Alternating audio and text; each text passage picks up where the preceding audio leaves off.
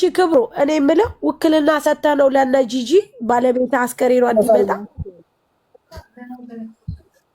ኦኬ አንደኛ ከመነሻ ጀምሬ ትንሽ ማውራ ቢፈልግ ውክልና እኔ ብቻ አይደለም የሰጠዋት ውክልና ወረቀት እጄ ላይ አለ እሺ ታላቋ ሴት ታላቅ እህቷና የታላቅ ወንድሟ ንጉሴ ትርፉ ይባላል ያቺ ደግሞ ወይነሽ ትርፉ ትባላለች ውክልና ተቀበለችው እሷ የኔ ወንድም እኔ አርብ ቅዳሜ ሌሊት እዚህ ገብቼ ይሁድ ቀኑን ሙሉ ከአራታችንም እየዞርን ነው ውክልና ለሷ የተጻፈው ወረቀት ለብቻው ይሁን ለካምፓኒ ይሁን የተጻፈው ወረቀት እጄ ላይ አለ ውክልና አዎ ተሰጥቷታል ወረቀቱ እልክላችኋለሁ ከኔ በለጣ እናንተ ታውቃላችሁ በነገራችን ላይ እኔ መጀመሪያም አንድ ብዬ እናንተ ጋር ሄድኩትኝ ከናንተ የሚቀድም ሰው እንደሌለ ስለሚያውቅ ነበር እናንተ ግን እዛን ቀን የተረዳችሁኝ አረዳድ በፍጹም ሰማይና ምድር ነበር አይገናኝም ነበር የሆነ ሆኗል እግዚአብሔር ይመስገን ስለሁሉ ችግር የለውም ዛሬ ግን እኔ እዚህ አዲስ አበባ ከገቡ በኋላ አዲስ አበባ ላይ አራታችንም ነው ውክልና ያጻፍ ነው የጻፈው ደግሞ የቱርክ ኤምባሲ ነው እዚህ አዲስ አበባ ያለው ቢሮ ነው የጻፈው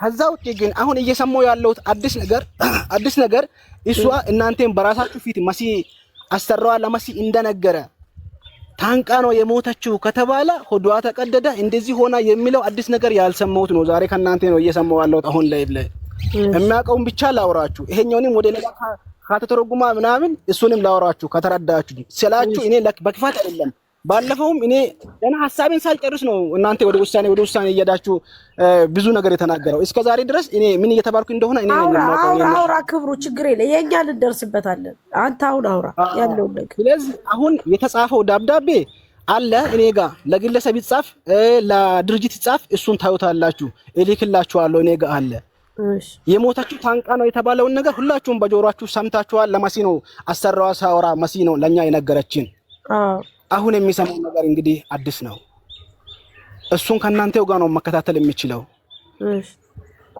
ሌላ የሚጠይቅኝ ነገር አለ ውክልና እንደተሰጣትና ወረቀቱ እንዳለኝ ለግለሰብ ይሰጥ አዲስ ነገር ምንድነው የሰማው አዲስ ነገር ደግሞ የሰማሁት ምንድነው ውክልና የተቀበለችው ይታችን ለኛም ለወንድሜም እያስተላለፈች ያለችው መልእክት እኔ እሷ ከቱርክ ኤምባሲ ተቀብላ ኢትዮጵያን ወክላ ባላችሁ ኤምባሲ እንዳለ እና መንገድ ላይ ያመጡ መንገድ ላይ አስክሪኗን እየጫኑ በሳጥን ፎቶ ምናምን አልነበረም በሳጥን እየጫኑ ያለውን አጭሪ ቪዲዮና መንገድ ላይ እየሄዱ ብቻ መንገዱን እየሄድን ነው የሚለው መንገድ ላይ የነበረውን ቪዲዮ ልካልናለች ከዛ በኋላ ደግሞ ትላንትና የሰማነው መረጃ እሷ ዶክመንቷ ሲጣራ መጀመሪያ በአምባሲ በኩል እንደሚያልቅና ይሄ እነሱ በታክሲ ምናምን የተመላለሱትን ያንን ነበር ለመክፈል እኛም የተዘጋጀነው እንጠየቃለን ትጠየቃላችሁ የተባልነው እሱን ነበር ከሱ አልፎ ትላንትና የሰማነው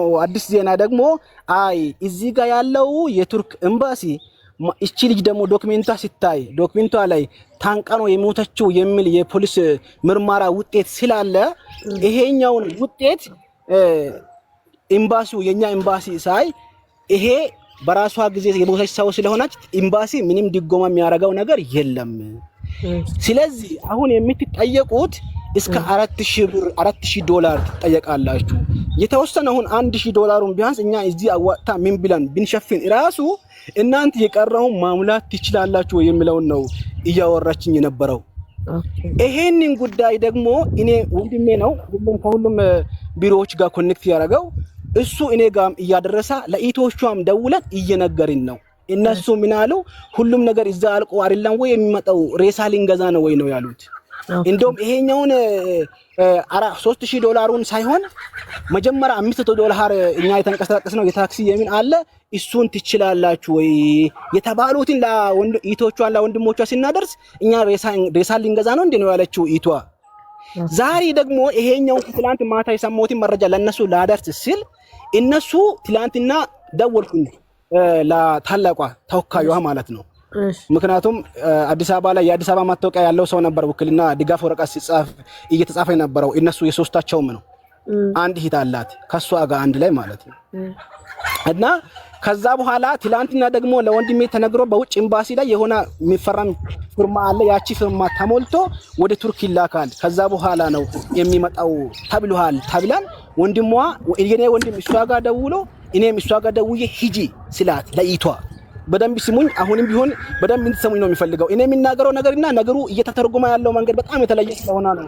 ፋሪዬ መሲ በደንብ እንድትሰሙኝ የሚፈልገው ነገር ቢኖር ማለት ነው። ተረጋግተን ኢቷ ጋር ሲንደውል ደውዬ እኔም አይ ወነሽት እንዲህ ነው ብዬ ሳወራት ኢቷ ከክፍለ ሀገር እየመጣ ያለው እንግዳ አለ፣ ይሄንን እንግዳ ተቀብዬ ቤት አስገብቼ ከሰዓት ይሄዳለሁ፣ ከተመቸኝ ከሰዓት ይሄዳለሁ ነው ያለችው።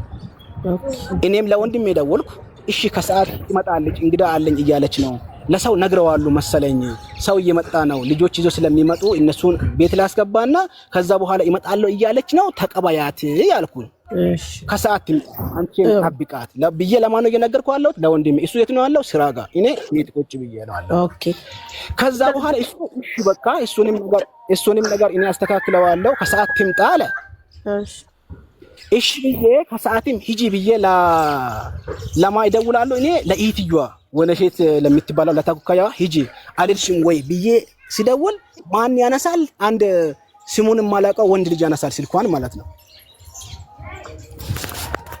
አሁን ነገሩ ደርሶ ያለበትን ቦታ ባጭሩ ልንገራችሁና ሐሳቤን ሊጨርስ።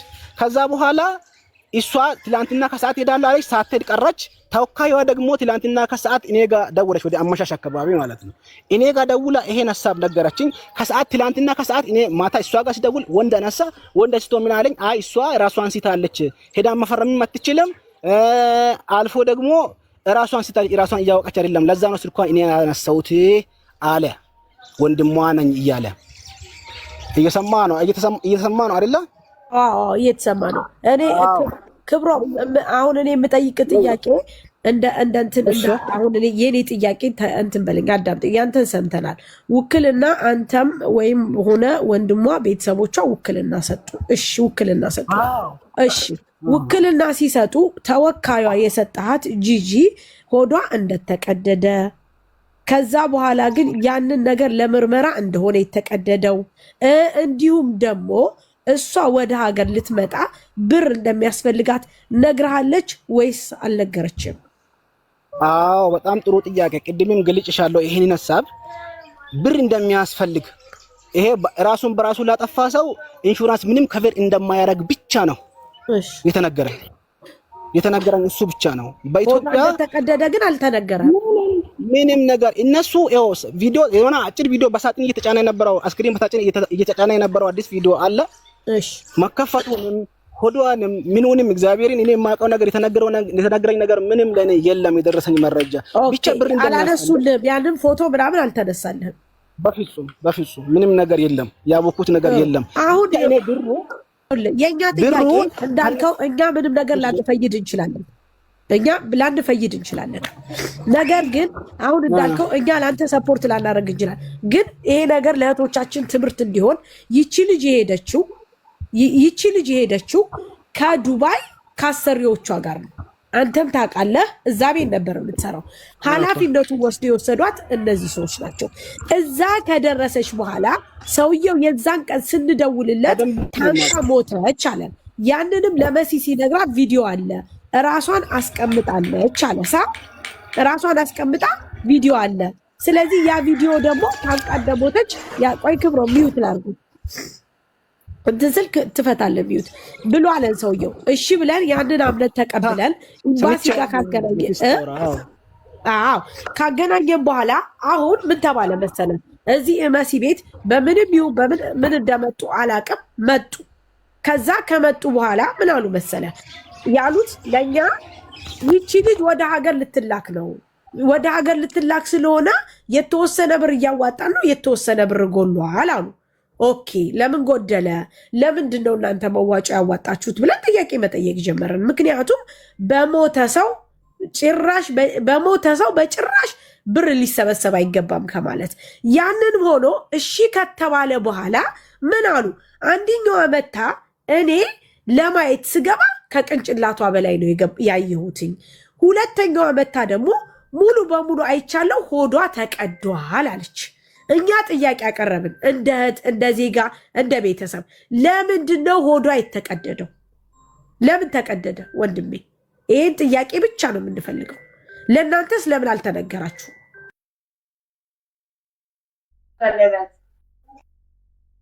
መስዬ ጨርሰሻል መሰለኝ። ይሄኛውን ሳሪ ጨርሰሻል?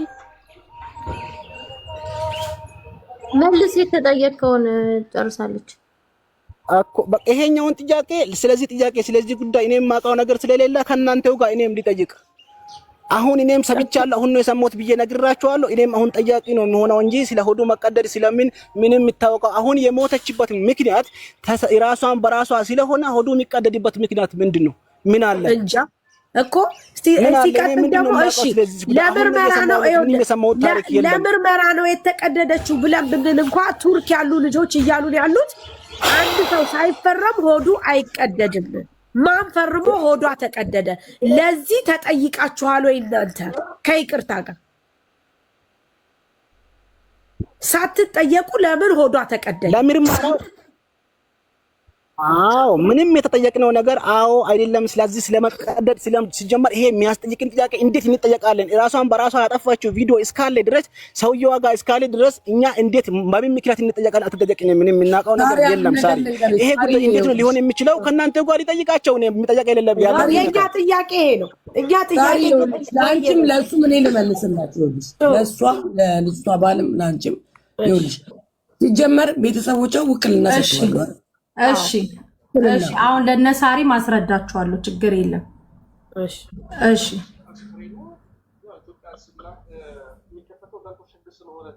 ኦኬ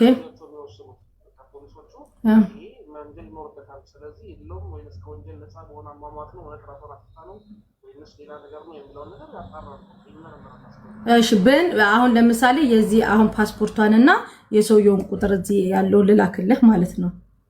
እሺ አብደላዬ በጣም ነው የማመሰግነው።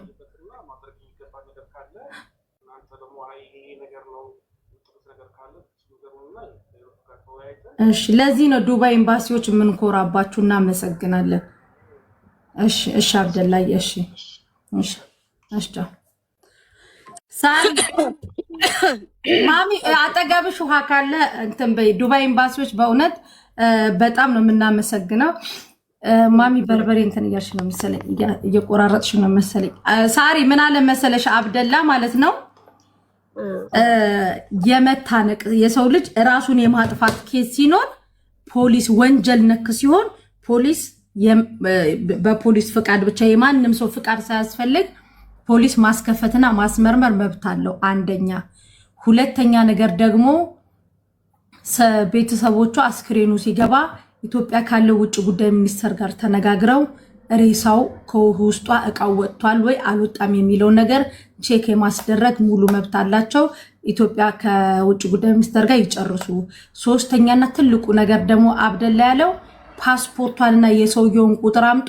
በዚህ ሀገር አይዲ፣ በዚህ ሀገር መታወቂያ፣ በዚህ ሀገር በዩናይትድ አረብ ኤምሬት ፍቃድ ወደ ቱርክ ለቫኬሽን ሄዳ ሳሪ ቅድም ያልሽው ማለት ነው ሄዳ ሰውየው እዛ ጥሏት አስክሬኗን መምጣት አይችልም። እሱ ቤት ስንት ዓመት አገለገለች፣ ስንት ዓመት ሰራች፣ ምን ነበረ፣ ሁሉንም ነገር ኤምባሲ ገባበትና ተደውሎ ይጠራል። ዶክሜንት ላኩልን፣ ከኤምባሲ ኃላፊዎች ጋር ደውለን እንጠይቃለን ተብላችኋል። በጣም ነው የምችለው፣ በጣም እችላለሁ ያለችው ይሄ ነው። እኔም ያልነው ይሄ ነው። መሲ ነኝ ፋራዋም ያለችው ቅድም ይሄ ነው። የስሟ የተሰበሰበ ገንዘብ ደግሞ ለቤተሰቧ ይሰጣል። አለቀ። በስሟ የሰበሰባችሁ በቃ። እኔ ሚን ፖይንቴ ይሄ ብቻና ይሄ ብቻ ነው። አመሰግናለሁ በጣም መሲ። አለቀ። ፋንቱ ስልክ ስለሌለ ክብራንና ክብራን ተመልካቾቻችን የስራ ሰዓት ደርሷል። እህቴ ያለች ጌም ዛሬ ያላት እህቴ ቤት ጌም እንዳትቀሩ።